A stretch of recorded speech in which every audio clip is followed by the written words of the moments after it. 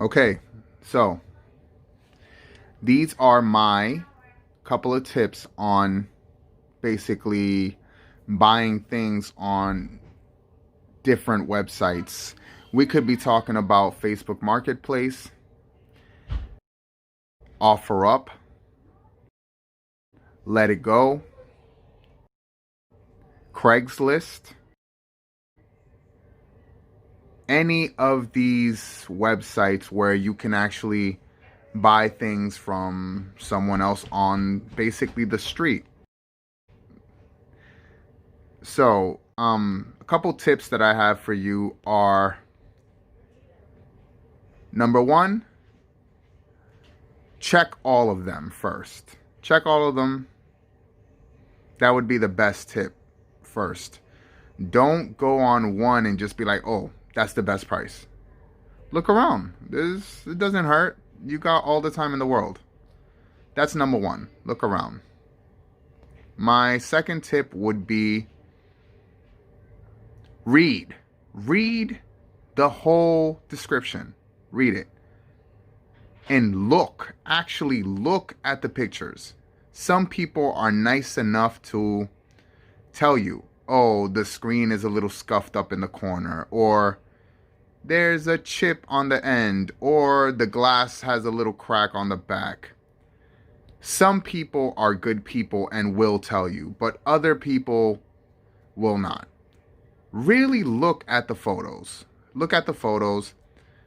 You know, some things are stained, some things are scarred, some things are scratched. Just take a good look. Take a good look at the photo.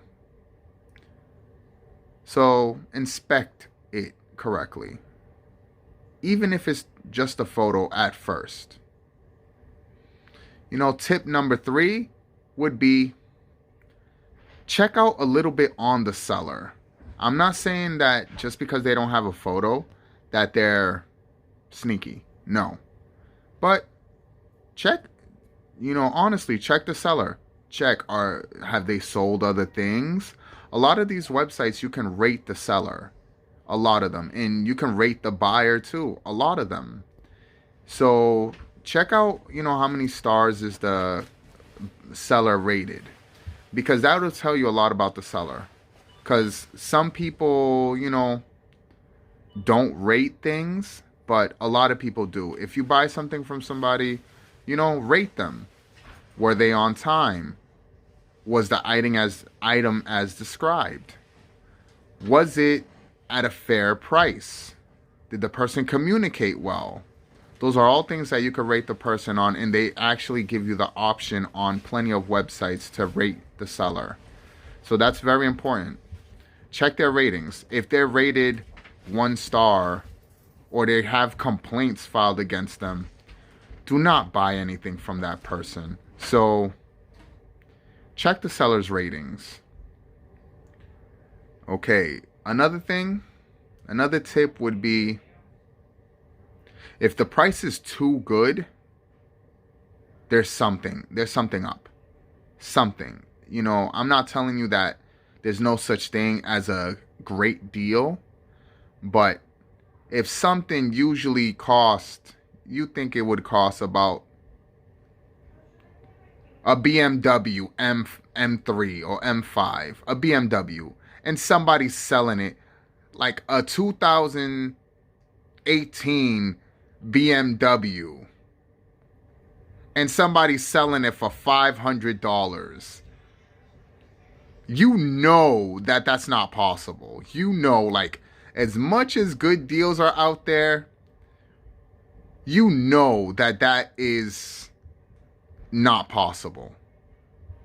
Like right now, there's a big boom for the PS5. PS5s at the store cost about $500. There's people buying them and reselling them for $1,000. So you're telling me you found a PS5 for $120 on Craigslist? Is that smart? That makes no sense. Okay, moving on. Moving on to another one of my tips. Communicate with the person. Sometimes you could haggle them down a little bit, negotiate. If it costs 160, you could probably put it down to 130, 120. Depends how, what you say. Sometimes the person's had the post up for so long, they just, at this point, they'll take less, but you make the price basically.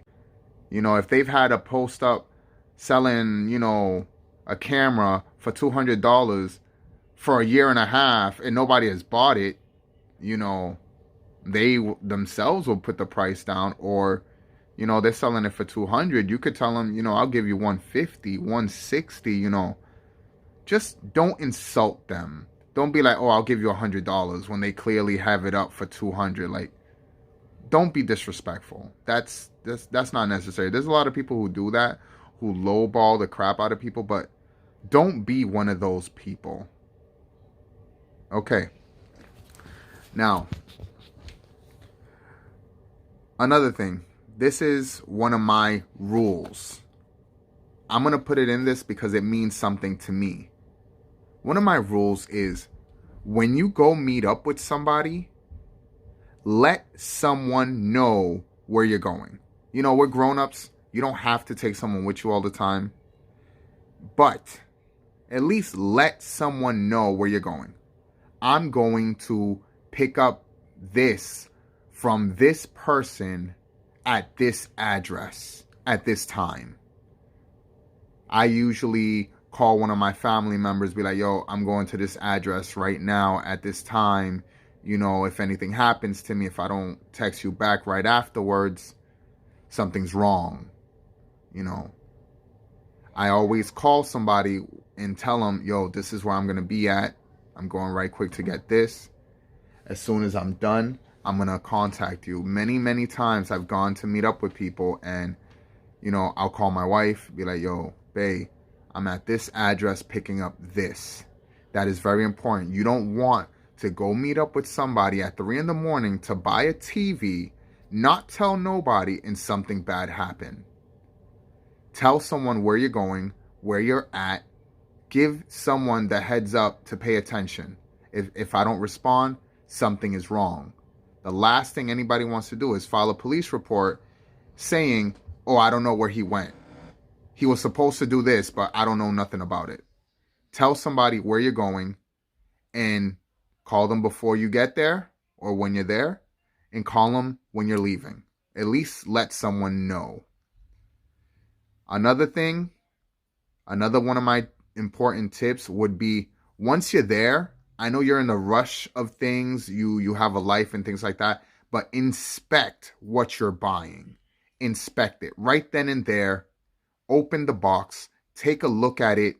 Someone could be selling you a brick inside of a box, and you're in such a rush that, you didn't realize.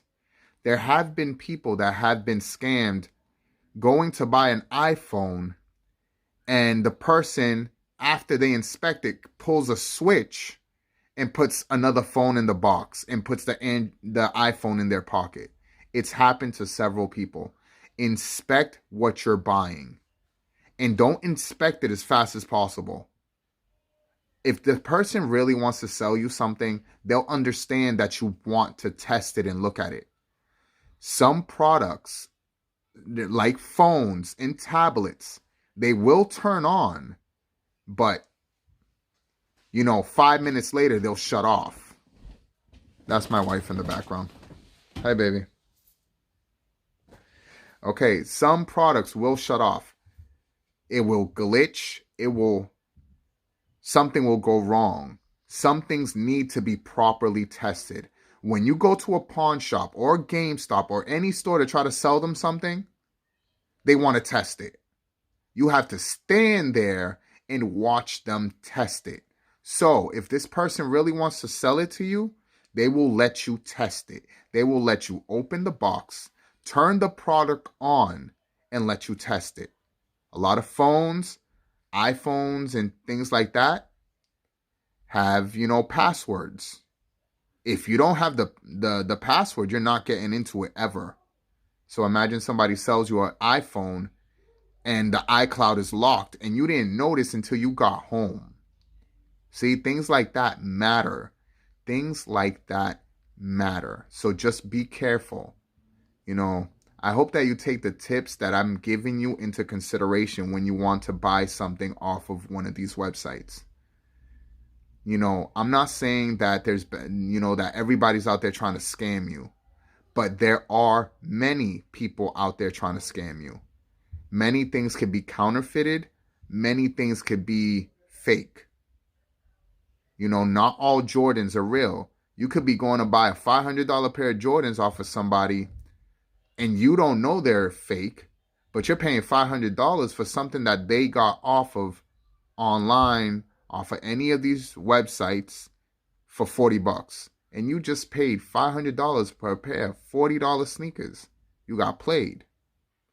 Try to not get played. So, trust me, all these tips that I just given you, all my advice will work. In the long run, it will work. Just be careful out there, and God bless.